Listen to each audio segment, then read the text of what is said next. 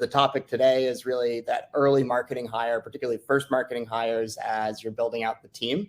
And so what better person to have than Mike to join us? And so to start, Mike, I'd love to kick it off to you, and maybe you can give just a brief introduction of your background and your time around this all too common kind of issue and hurdle of early stage B2B SaaS companies.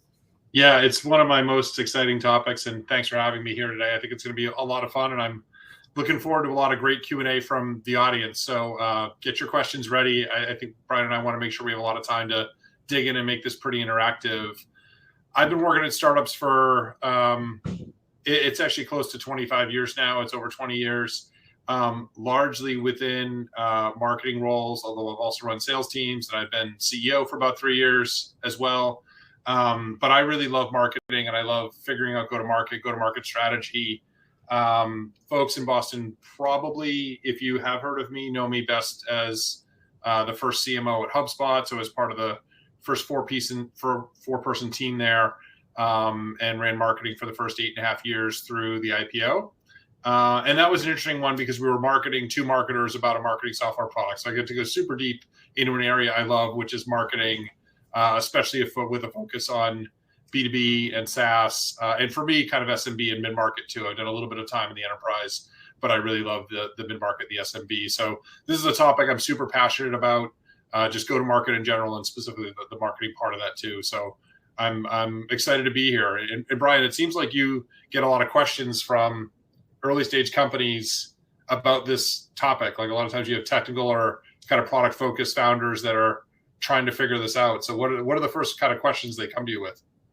Yeah, absolutely. So, and Mike, just to name it, I was, lucky to start my career within, B2B sort of sales and marketing, actually at one of HubSpot's, leading partner agencies. And that actually allowed me to build the experience to go and be the first marketing hire at a business unit.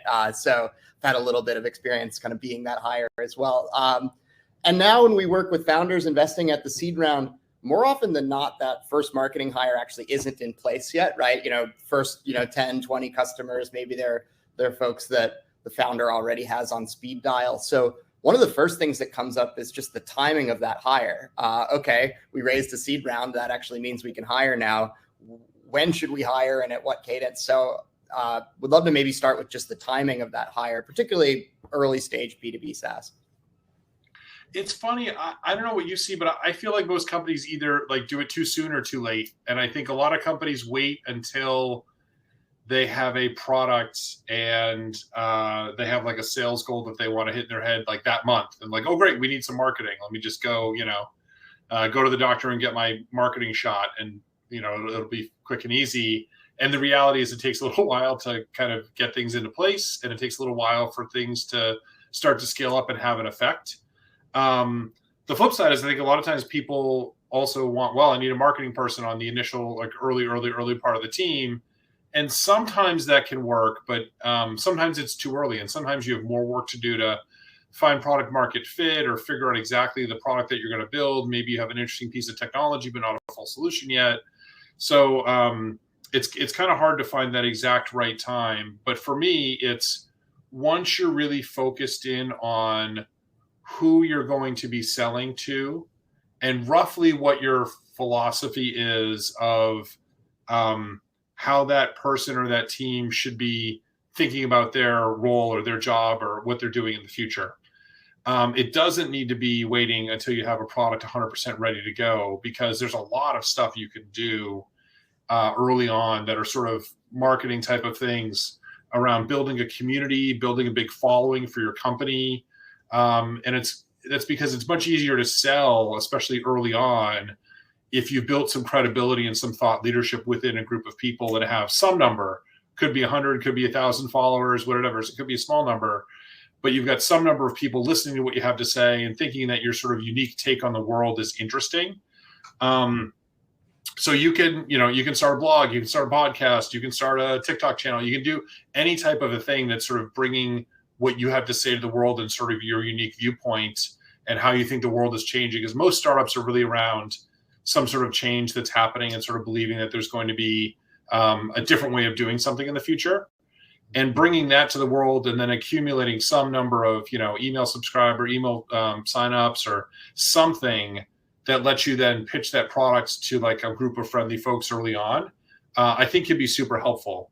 And so I think most startups wait a little bit too long. Sometimes they hire too early, but the most frequent mistake is hiring kind of like too late, and not giving the marketing person an opportunity to kind of start to build that early audience. There's other things that marketers can do too, but I think most people wait a little bit too long, actually, in my experience.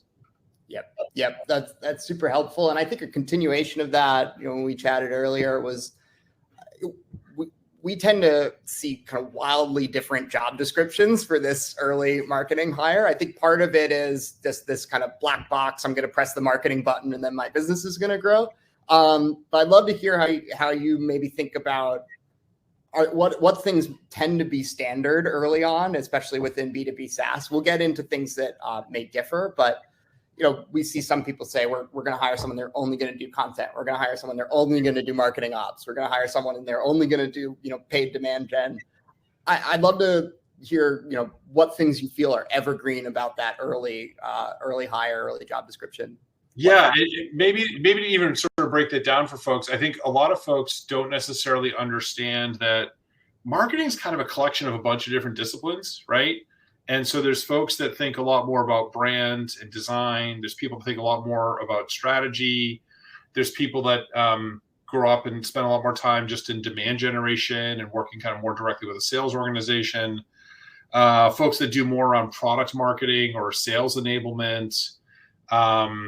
And then even, within some businesses, marketing will often even own like a revenue number if they're a more e-commerce driven company. And all of those different sort of flavors of marketing have different people that have different levels of expertise within those areas. And I always feel like every CMO kind of grew up through one or maybe two of those areas. And it's rare that someone is like the world's foremost expert, or probably never, that they're the foremost expert in every single one of those things. And so I think you really need to think about what's the right type of marketer for your business, right? And so if you say, okay, well, within, this is kind of a focus on B2B SaaS, I would argue that kind of the brand side of things, less important. E-commerce revenue, probably less important, unless you're thinking that you're going to have, no sales reps, and this is going to be a lower cost kind of buy online sort of product, then it maybe becomes more important.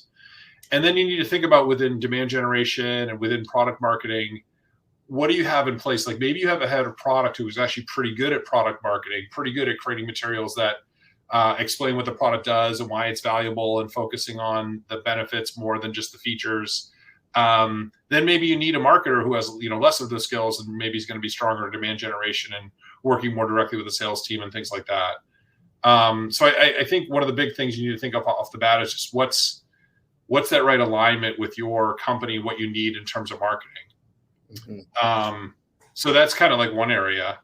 I'd say the second area is really around that first marketing hire, and like how do they align with your go-to-market strategy?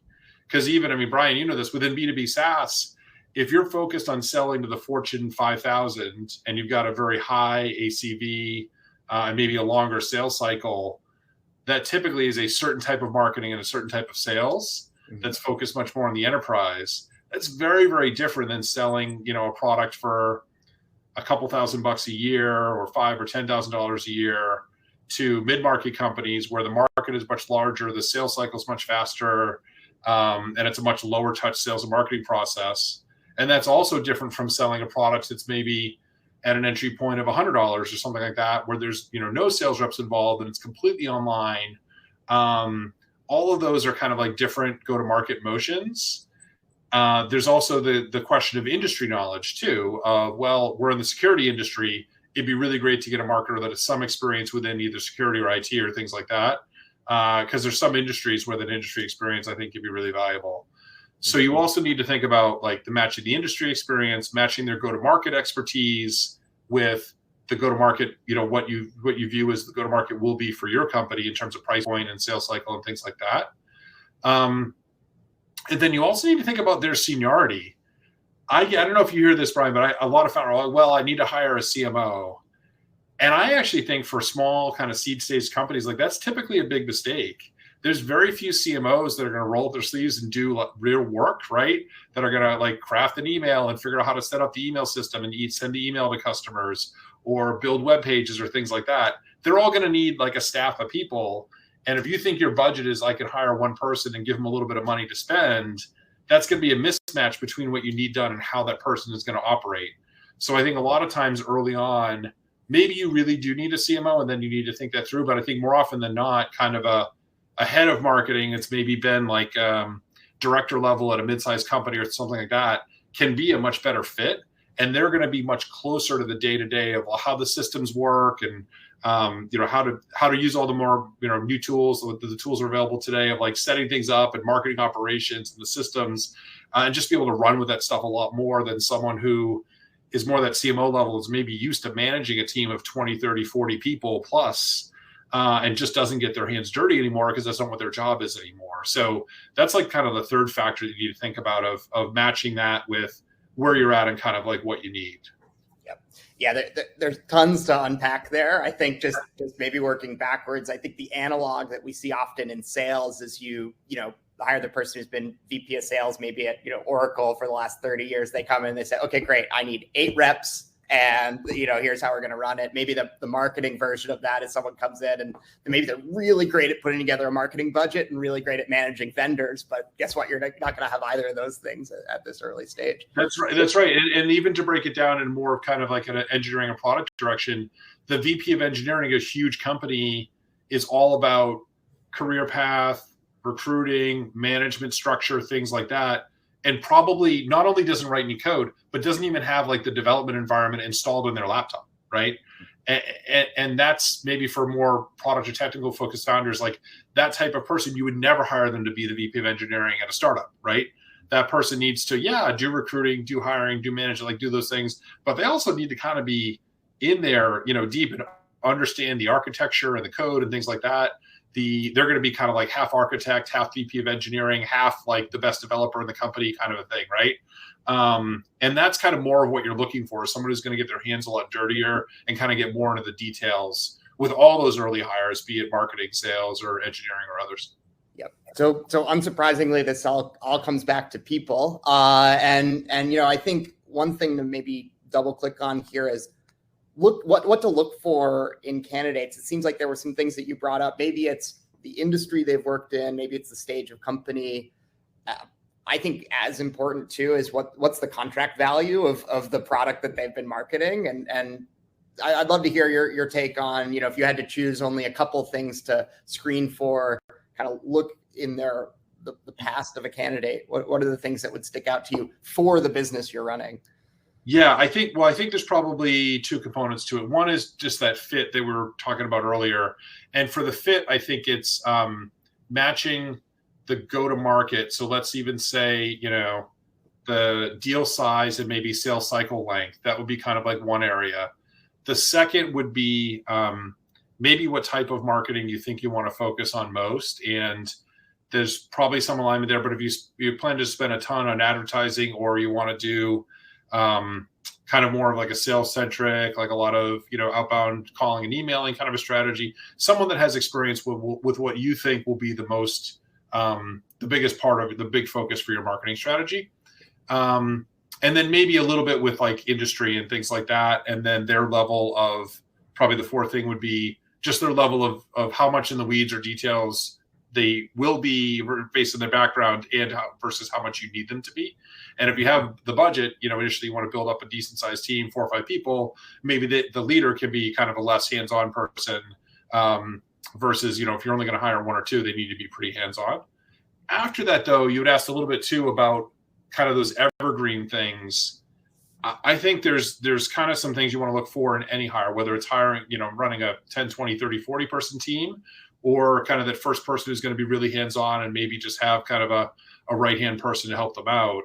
And those are, I think you want a marketer that's going to be driven by revenue and the company's success, and they get excited about the company as a whole. And sort of when the sales team or when the company hits the revenue goal, like they're excited about that. Not all marketers are. A lot of times people are kind of a little bit more heads down on the marketing side of things. I love to see people that understand that they have a role within the broader team. And that if they do their job well, the company should do well, but what they really should get excited about is when the company as a whole hits their goals. Yeah. I also love to see a marketer that's really focused on thinking about things from a perspective of looking at LTV and CAC. So lifetime value of the customer, and then what it costs to acquire those customers, and thinking about everything within that framework. There's a lot of marketers out there that say, oh, we'll give you a goal of how many leads to generate. And you should have those goals. But if you generate a ton of leads at a really high cost that have a low close rate, well, that's going to do bad things to, your customer acquisition costs, and that's not good. And so you really need to think about fundamentally, someone's going to approach things from that perspective, understands what those terms are, wants to measure them, wants the whole business to be measured that way.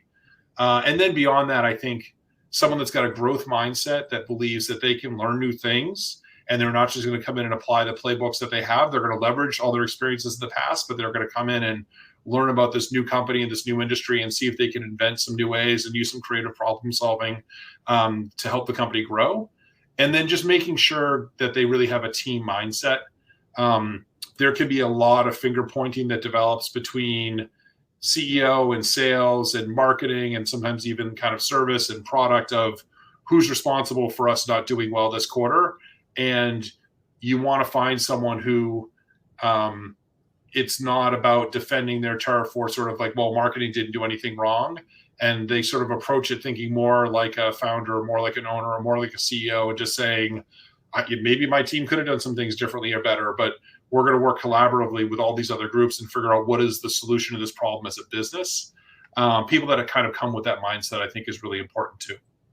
Yeah, I think that founder mindset is one of these evergreen things for your, definitely first 10 to 20 hires. And then hopefully as you continue going on, I guess on that front, sometimes we see this initial marketing hire when it's kind of coming up on the roadmap. It's almost like a little bit like an oasis where it's like, oh, once we get here, then revenue is going to be super predictable. And so I'd love to hear your thoughts on, how can both, I would say our audience today is probably kind of part founders, but also part early marketing hires. And I think a lot of, once the hire is made, that person's kind of on the bus, so to speak.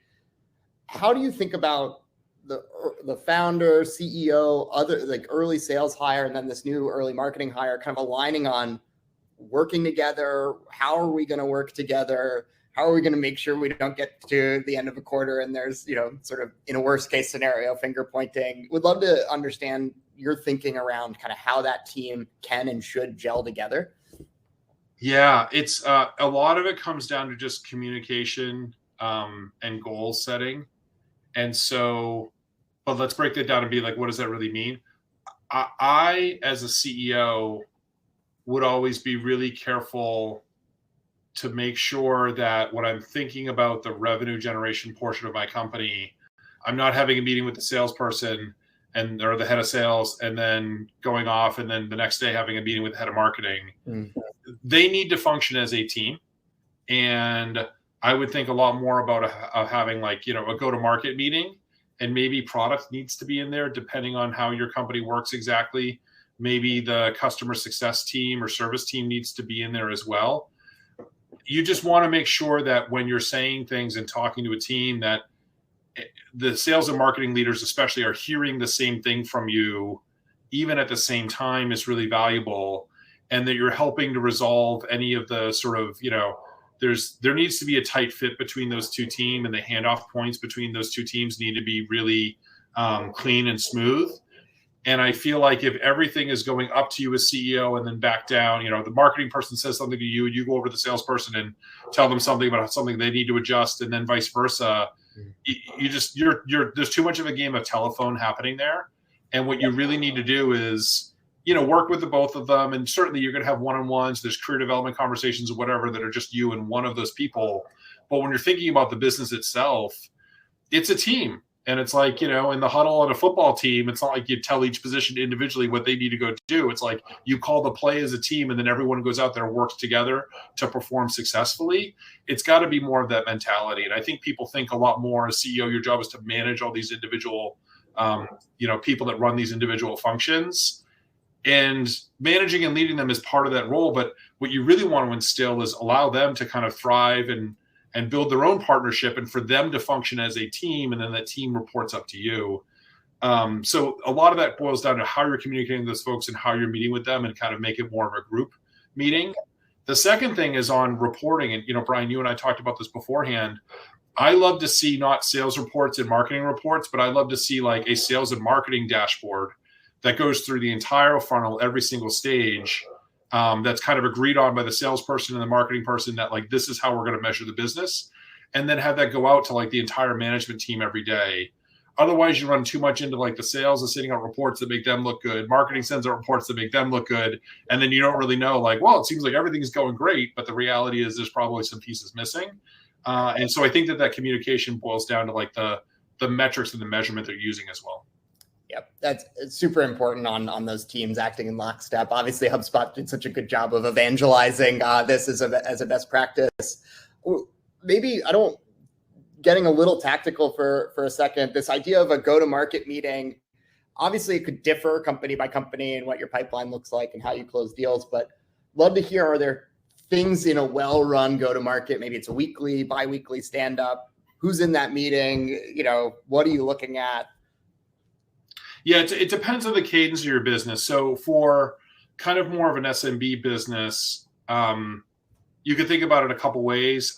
I've done it where maybe the head of marketing, the head of sales have like a weekly 30-minute or maybe 45-minute kind of like on the calendar, quick check-in every Monday. And you look at the stats from last week and say, like, do we need to make any kind of like real short-term adjustments to how things are going, you know, this week to finish out this month or something like that.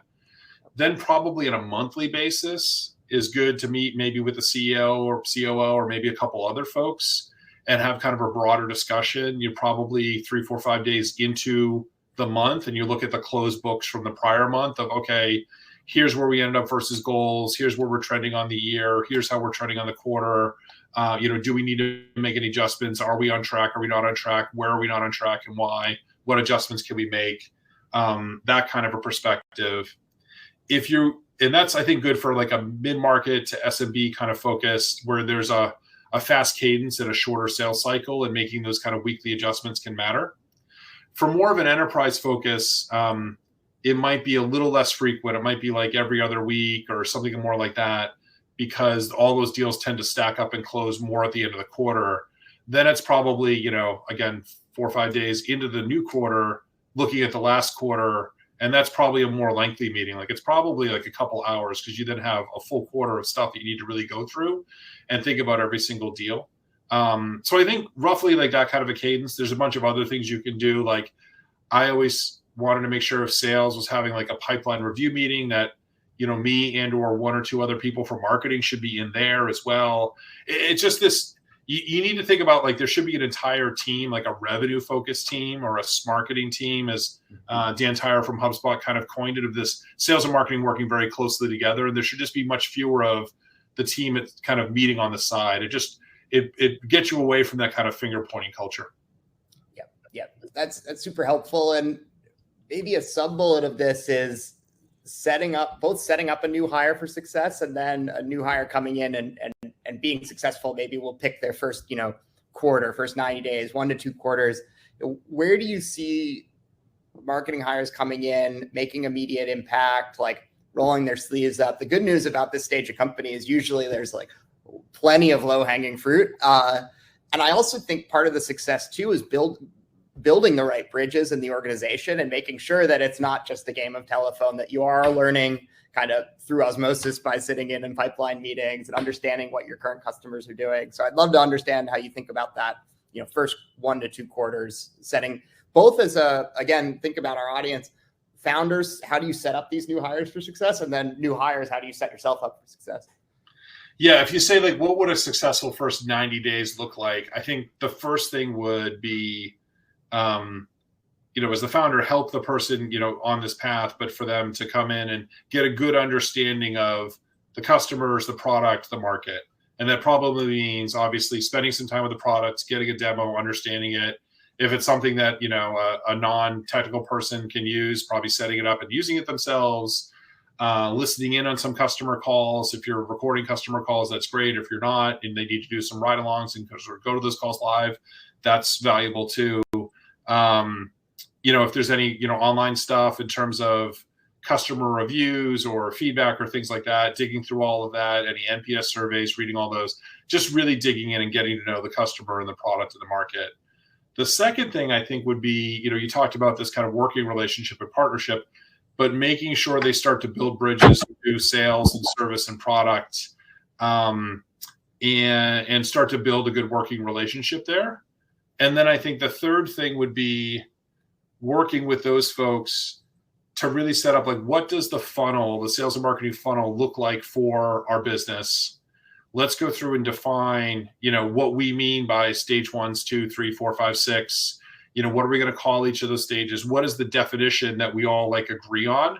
And that way, when I say, marketing qualified lead, we know that means this to every single person. So when the head of sales says it, it means this. When I say it, it means this. When the CEO says it, it means this. Like all these. That's really, I think, what you need to. Those three things. I think if you get to that point, I think it's gonna be hard to have they increased revenue by 30% or 50% or whatever in the first 90 days. But if you come in and understand the product and market, build some good relationships, and then really define all the stages of the funnel so you can start to measure it in a consistent way across the whole management team, then you're in a pretty good spot. Yep. I'd be curious, both for founders and CEOs, there seems to be at quite a bit of companies the need to maybe shift the cultural mindset around what marketing is, what marketing does, whether it's across the whole organization or maybe just in a certain part. Maybe there's a product team pushes back working with marketing for one reason or another, or other parts of the leadership team. I'd love to hear how you think about, how do you set the right culture around this is what this person's going to do? They're not just going to get us a bunch of billboards or TV ads or something like that. Would love to hear if you've seen any of those transitions work well. Maybe it's a part of the team is super technical, maybe hasn't worked with a marketing sort of unit before. Would love to hear your thoughts there. Yeah, I mean, some of that is on the marketing person to come in and talk to everyone and sort of market about marketing internally. And that's something that should never end, because I think marketing is, for good and bad, something that everyone feels like they can do, because there's not a black and white test to say, can you do marketing or not? Can you write code? Yes or no? There's a yes or no answer to that question. Once you say yes, then it's well, there's levels of how good, but there are people that would answer no to that question. There's very few people in the world that say, well, couldn't you do marketing? Everyone would say, yeah, I could do marketing, right? But the reality is maybe there's some small piece of it that they can do, but they don't really understand it. They haven't necessarily done it before. So I think talking to the whole company about what you view marketing to be, what is marketing's role within that company, and sort of what are you focused on and why, and doing that on a regular basis is extremely valuable. You should do it at, if your company is any sort of an annual kickoff or a sales kickoff, you should do it there. Every salesperson doesn't have to agree with, but they should at least understand what the marketing strategy is and why you're doing certain things and why you're not doing other things that they may think that they would want or would ask for. And same thing, you should do that on, maybe a quarterly basis or something like that with the head of product and some of the key product managers and even engineers and, whatever the company's way of communicating that stuff internally, whether it's by, live Zoom meetings, or maybe it's a page on Confluence or something else, or an internal wiki like Tetra or whatever. Having that communication about what you're doing and why, I think, is super important. I think that the founder can do a lot to sort of enable that and encourage that and support it. But I think a lot of it is on the marketer themselves too. Yeah, and I think that a huge benefit of being able to do that effectively too is the kind of protecting of your time as well. I think marketing is one of the roles that gets kind of yanked around quite a bit, of saying, oh, hey, we know you have these strategies, but can you just write 10 blogs next week? Or can you, do this thing or that thing? So would love to hear if you have thoughts around how do you for those that are in this early hire? How do you protect your time? How do you stand while also being flexible? Because sometimes those are the right things to drop everything and go work on.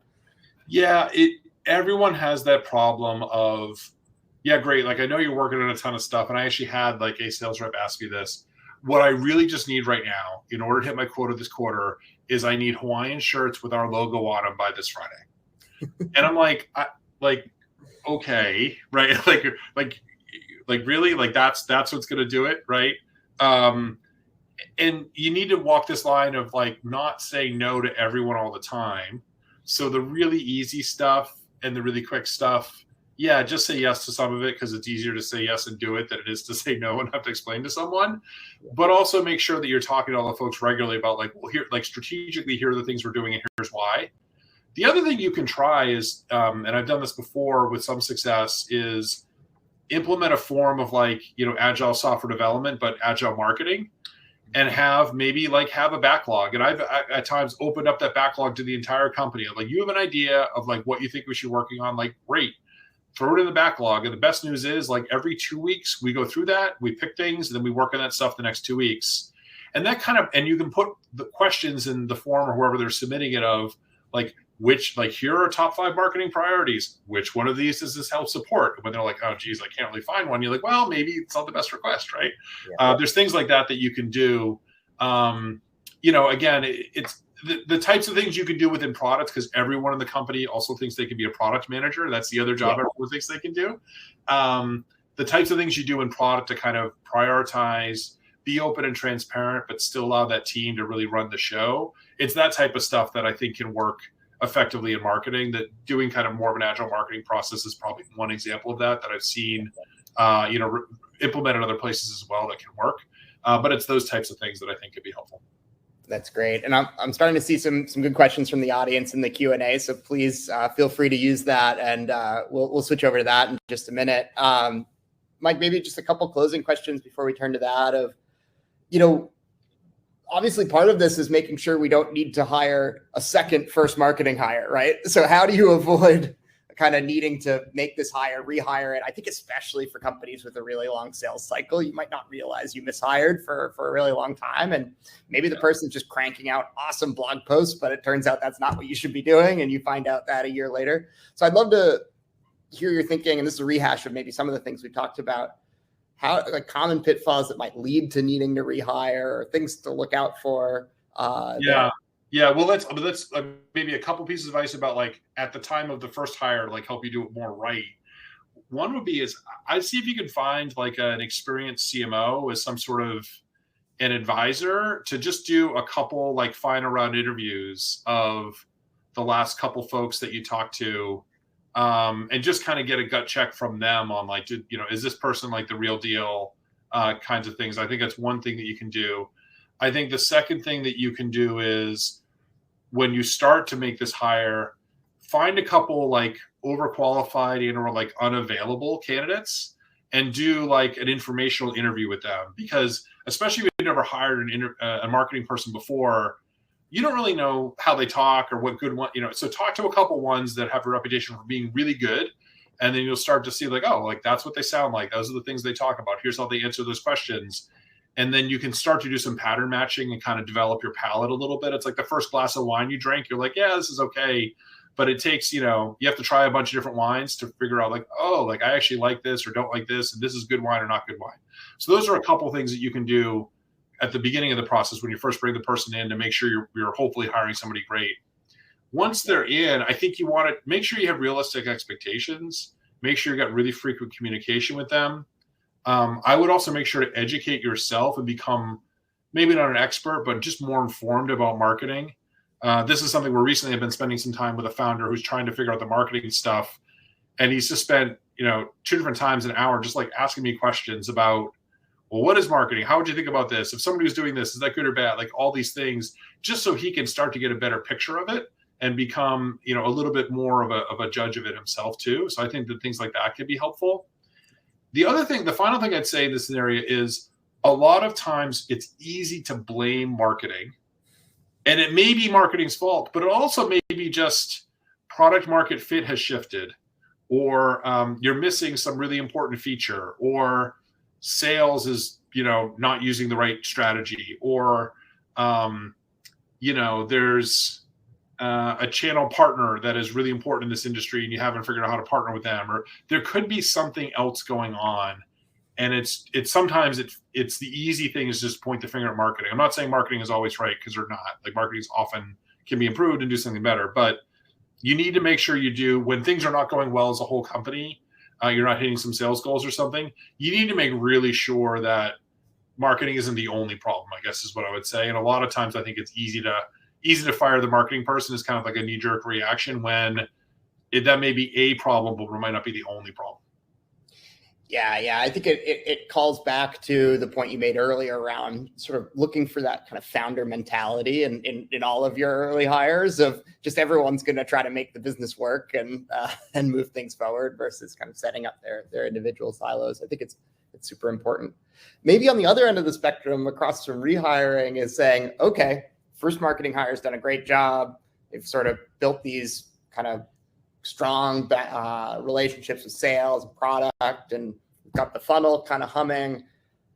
Going from the first hire to maybe building out more of the marketing team, would love to hear how you think about, well, maybe when will it's time for marketing hire number 2, or when do you fork the strategies and hire someone to own one of them full time? Love to hear how you think about that. I think it's very company specific, obviously. What I would say is that it's hard as you grow your marketing. You should think about that there should be some ratio of number of people in marketing to number of people in sales. A lot of times companies will hire 1 or 2 people in marketing and then just hire into sales, hire more into sales, hire more into sales. And there's a certain amount of just surround sound support that the sales team needs. And so you can't expect, a 2-person marketing to support a 20, 30, plus person sales team.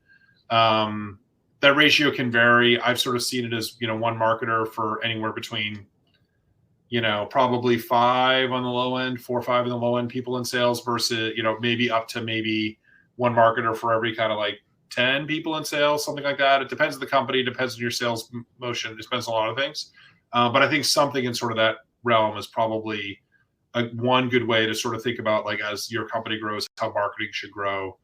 The other thing to think about too is that if you're doing a ton of paid advertising, unless you're hiring a lot of consultants or contractors and things like that, which is just a shadow way of hiring additional headcount, it's hard for one person to efficiently manage tons and tons and tons of ad spend, because there's a lot of creative work, there's a lot of understanding of different audiences and segmentation and creating new and fresh ad creative and things like that needs to happen in order to make paid advertising effective.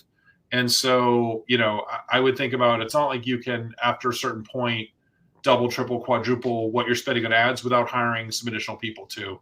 So it should be in line with the overall growth of the company. Don't try to go overly cheap on marketing, I think, is maybe the big theme.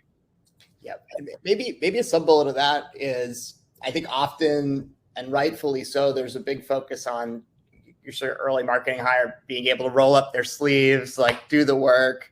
At the same time, I'm curious how you think about, maybe this is someone who's great early marketer, they can help define the funnel, they can build, relationships with sales. Maybe they're not the world's best writer. How do you think about, still being scrappy, rolling up your sleeves, but even at the earliest stages saying, hey, we're going to work with a copywriter, or we're going to work with someone else for some external help? Yeah, it's, the good news today is it's a lot easier to hire, a fraction of a person, whether it's, agency or contractor. There's lots of places to find more folks like that, much more so than 10 years ago, or certainly 20 years ago.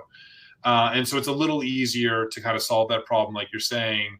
But I think, people need to be honest with, you need to hire the person who's right for your company, but also understand that there's lots of different flavors of marketers, right? The more brand-driven person is not going to be the right person to probably help set up your CRM and marketing automation system. The person who's really good at demand generation, may not be the best copywriter in the world. And so I would say just recognize what you've hired for. And just like when you hire an engineer, it's really hard to find a single engineer that can do every piece of engineering really well. Same thing for so many other roles within the company.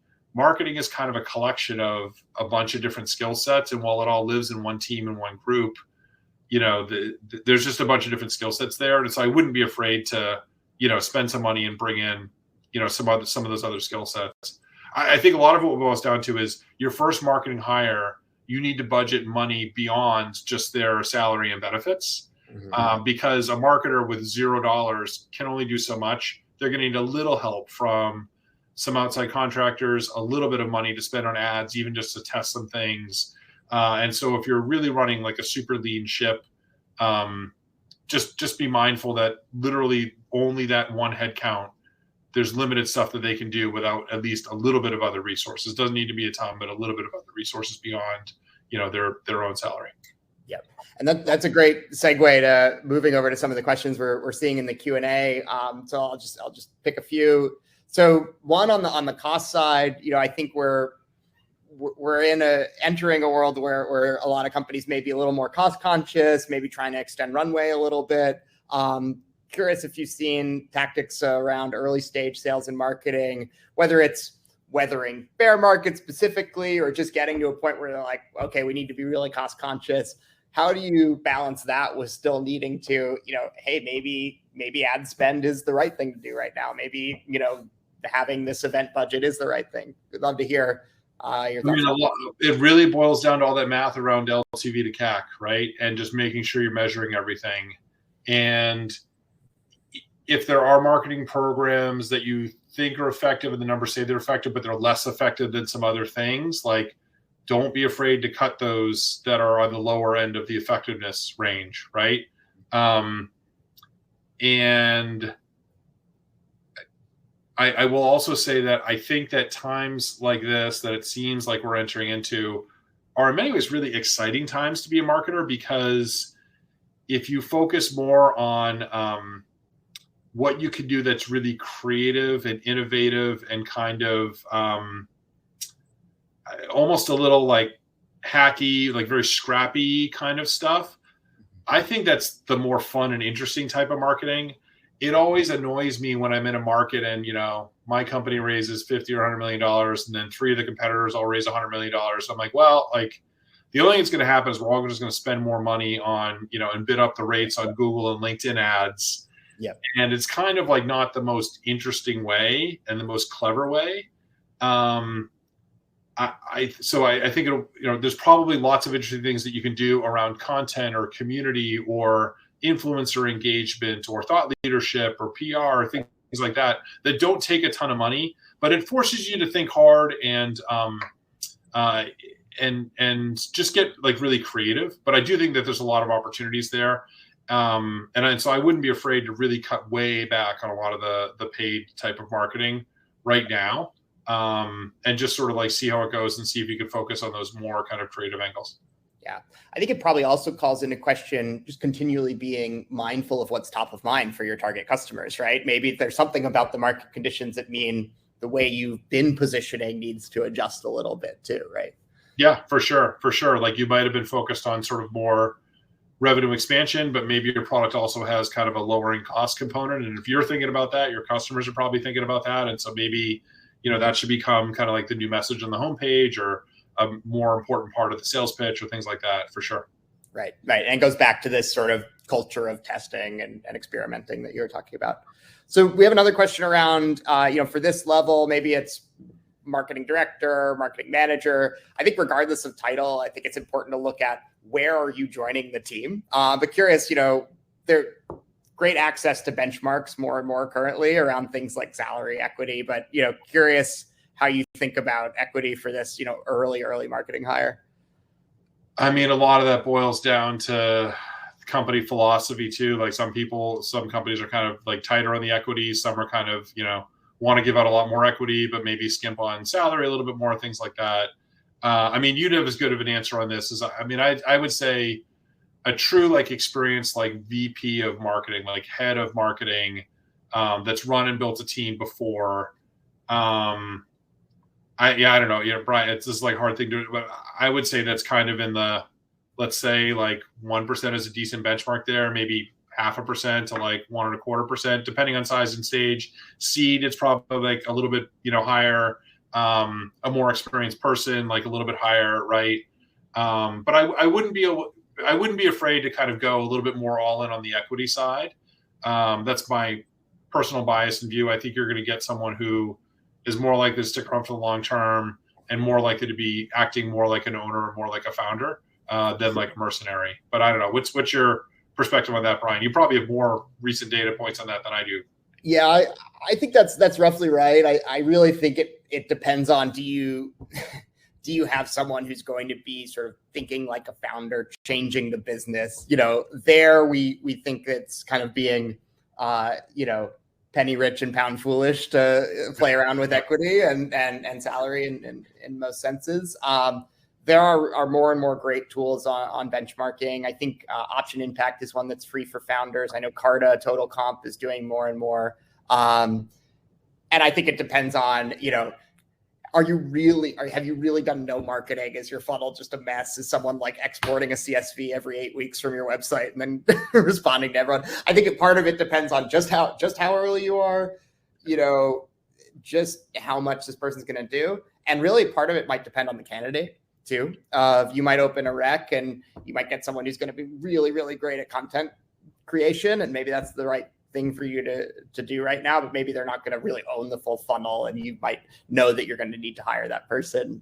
So I think to your point, it's very context dependent, but for the one that's going to come in, think like a founder, I think that sort of 0.5 point to 1.5 points is around right. Yeah. And then I'm kind of looking at our questions in the last 10 minutes here. We have another one about setting, like you talked about being kind of revenue mindset, thinking about things like CAC and LTV. Have you seen folks be comped on those or kind of set benchmarks around them? It's one of those things you got to be really careful with things like that. I actually posted a blog article way back around like people on a marketing team and why you need to be really careful about having much of their comp directly tied to like, well, every, generate 500 leads, you'll get this bonus. You get 510 leads, you get a little bit bigger bonus. Like it's one of those things. It's like you will get what you pay for. Mm-hmm. And so if you're paying for, leads or something, then people are going to make sure they hit and they crush that particular goal. But again, it's going to like quality may suffer or other things may suffer. So I think you got to be a little careful about that. I personally like it when the whole management team, including the head of marketing, has some goals that are aligned around the entire company. So it's probably things like revenue, things like being on budget and controlling costs to a certain point, maybe a couple other strategic objectives. And that really like aligns everyone. And those are things where if you put that in front of the board and the board is like, yep, like if we hit that revenue number, that's great. People should get a bonus. And if we're bigger than that revenue number, then they should get a bigger bonus. Awesome. And then they usually want something either on, total spend and not exceeding, if you're losing money, not exceeding more than X, on the losses side. So basically being on budget. And if you have those two things, then I think you're in a pretty good spot. If you start to align marketing too much around, we want to, build an audience this big or get this many people to the website or, this many leads or whatever, you just get into a little bit of like, well, like, is that a lead? Like if someone comes to our site and they sign up for something, but they don't really know what we do and they're not willing to talk to us, or if it's students or if it's this or it's that or whatever, like those leads, do I get paid for those? And you just end up too much kind of like, nitpicking and just it's, I haven't had a lot of great experience with that personally. I think it's better. It's like there's equity compensation and then there's an annual bonus that's tied to like high level company goals. And that gives you good alignment on the whole management team too. Because if the salesperson, the marketing person, they may have a different dollar number for their budget, but if what determines what portion of their bonus they get is based on the same metrics, that's great. And I've been in places where you actually as a management team, you can put your progress up toward, the bonus, the bonus percentage. So everyone has different dollar amounts maybe, but your progress of that, you measure it every single month and you put it up there in the management team meeting. Like, here's where we're progressing toward this. Here's what we need to do to make it higher. And then it's a really good aligning mechanism for the whole management team. Yep. Yeah, I think a sub bullet to that too is you don't want to set goals before you know how your funnel is actually going to perform and behave too, which often at this stage we were saying that might be the first job to do even. And so, well, there's a whole other thing you do dive into, like sales compensation. And for a well-established company that you know what the funnel looks like and you know what investment and all these things look like, then it's much easier to set up sales comp. But the sales comp for that first head of sales when you're at the seed stage, it's kind of hard. And it's really hard to have it be based on, revenue, because you just don't know how easy or hard it's going to be to get to the first million or 5 million or whatever the benchmark is, right? Because you have no history to judge on. And so I think that even that can be hard too. Yeah, and I would say if you really are tempted to go on the maybe it's like a qualified lead commit, like obviously don't set that until sales and marketing sit down and say this is what we both want. And yeah, for sure. Great. Look, just want to be mindful of the time here, looking at the other questions in the audience around, I think, Emily, your question is around like maybe agencies for brand managers versus head of growth at seed stage companies. The acronym is AOR. How do you think about maybe having a head brand manager, head of growth? Do you think that's appropriate for seed stage? I think you need somebody in the company that thinks about marketing 24/7, understands the company and the customers like really, really well. I then think if that person wants to leverage agencies for part of their job, I think it can be helpful. It's hard to say exactly for that particular situation, not knowing enough about, Emily's company.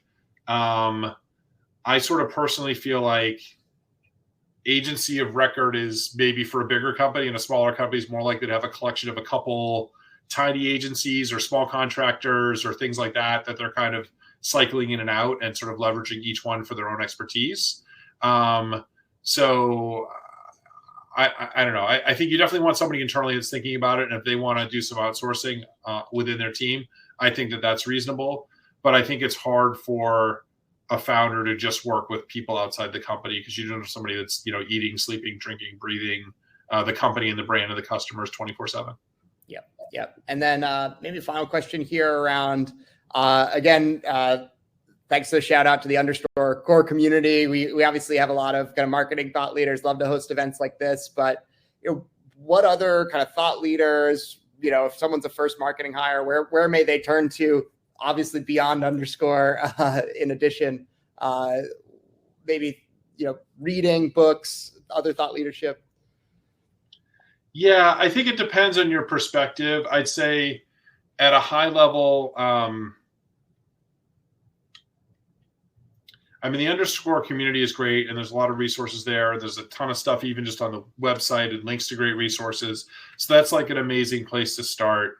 I'd say a couple of like the CMO or CMO types in Boston that I would maybe recommend, because I know there tends to be somewhat of a Boston slant to this community too, but these folks are global. Is Carol Myers, who was CMO at Rapid7, and then before that she was at like a few other startups, and she's now kind of like a board advisory kind of person. I think she's worth a follow on kind of LinkedIn, Twitter sort of place. Tom Wentworth would be another one over at Recorded Future. There's a bunch of folks that used to work for me that have gone on that are now running marketing at really interesting companies. So Dave Gerhardt is probably the most famous. He was at Drift and now he's on his own. There's a woman named Ellie Merman, a woman named Rebecca Corliss. There's Kip Bodner, who runs marketing at Hubspot now and is doing an awesome job, obviously at a much, much larger scale. And then there's a bunch of folks on that team at HubSpot that I think are still great, like Karen Flanagan, Megan Anderson, who used to be there and has moved on to run marketing in a new company too. So I don't know, there's a bunch of names there that are probably good follows on like LinkedIn and Twitter, and see some of the stuff they're reading and writing about. Could be a good spot. But again, the Underscore site and community is an awesome resource. That's great. Well, it looks like we're sort of coming up on time. Mike, thanks so much for the time here. Maybe any closing thoughts, anything we didn't touch on, any kind of last words? There's so much depth here. I would just say, like, if you're a founder CEO, don't do this stuff alone. Like get a lifeline, call a friend kind of a thing, and like get some expertise here. especially if you grew up more on the technical or more on the product side. This stuff, it can appear easy from afar, but having, someone as like a resource that you can call once in a while and get some advice is super, super helpful, because they've stepped in all the potholes and all the landmines on this perilous journey before. And so they can really help you sort of avoid a lot of those problems and give you some insight that can be really helpful. So, and there's a ton, again, all those folks that I mentioned could be potential resources in that area. And the Underscore community has a ton of experts in this area too. So just get some help. Don't do it alone, I think would be the biggest takeaway. Perfect. Well, again, bringing it back to people and leaning on a community. So can't think of a better way to end. And Mike, thanks so much for taking the time today. My pleasure. Thanks for having me.